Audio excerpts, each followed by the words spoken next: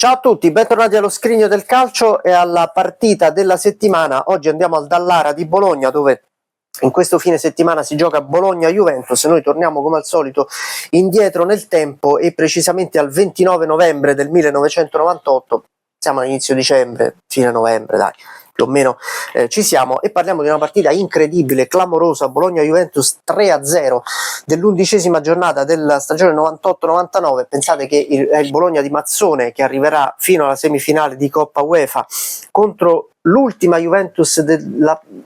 prima Juventus di Lippi. Ormai alla fine di quel fantastico ciclo si sa già che Lippi lascerà la Juve a fine stagione, sono le ultime settimane perché poi Lippi si dimetterà a febbraio e lascerà spazio a Carlo Ancelotti. È una Juventus che ha iniziato bene il campionato ma poi è andata a rilento, è molto in difficoltà e a rischio eliminazione anche in Coppa dei Campioni. Il Bologna di Mazzone invece è una bellissima realtà della Serie A e soprattutto d'Europa, della Coppa UEFA. Quel Bologna-Juventus è una partita straordinaria per i rossoblù, che dopo 8 minuti sono già sul 2-0, al terzo minuto segna Paramatti, all'ottavo raddoppia Signori e al 28esimo triplica Fontolan. 3-0, juventini attoniti, tifosi del Bologna invece in festa. Il risultato non cambierà più, tra l'altro è anche una giornata che passerà alla storia, una settimana che passerà alla storia, perché la Juventus il mercoledì successivo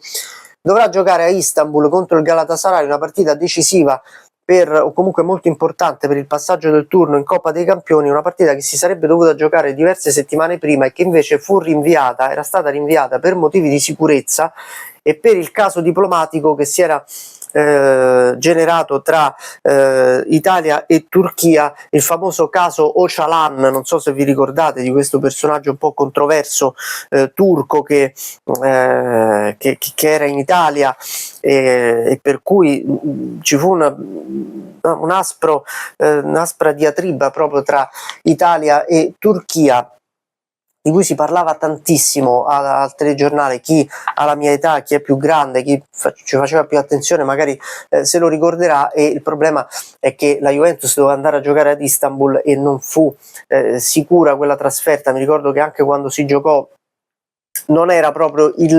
l'ambientino più già era un ambiente caldo, quello del vecchio stadio del Galatasaray, piccolo.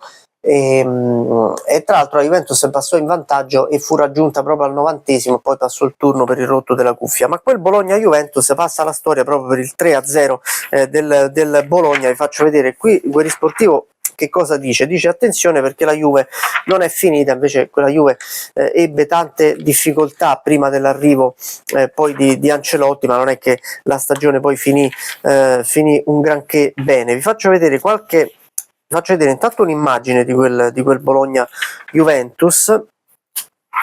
Eccolo, vedete, calmi, la Juve non è finita. E poi vi faccio vedere il tabellino di questo Bologna-Juventus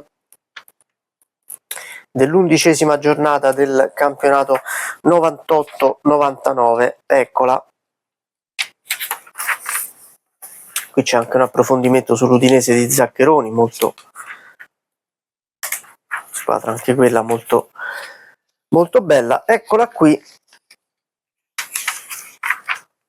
Bologna-Juventus 3-0, guardate il tabellino con scudetti e marcatori, e insomma partita abbastanza clamorosa in quella giornata. Vi faccio vedere rapidamente l'album di calcio 2000 con le due squadre.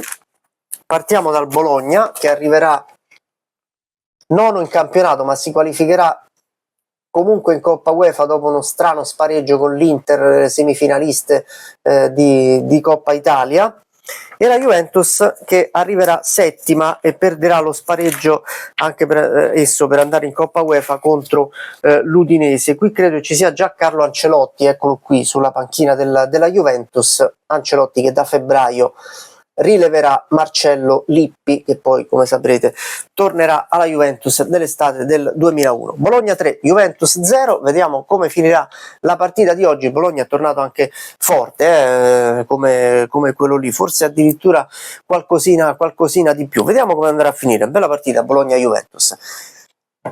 Torno la prossima settimana con un'altra partita e sapete dove andremo? Ve lo dico la settimana prossima, come faceva Gerry Scotti, ve lo dico dopo. Ciao!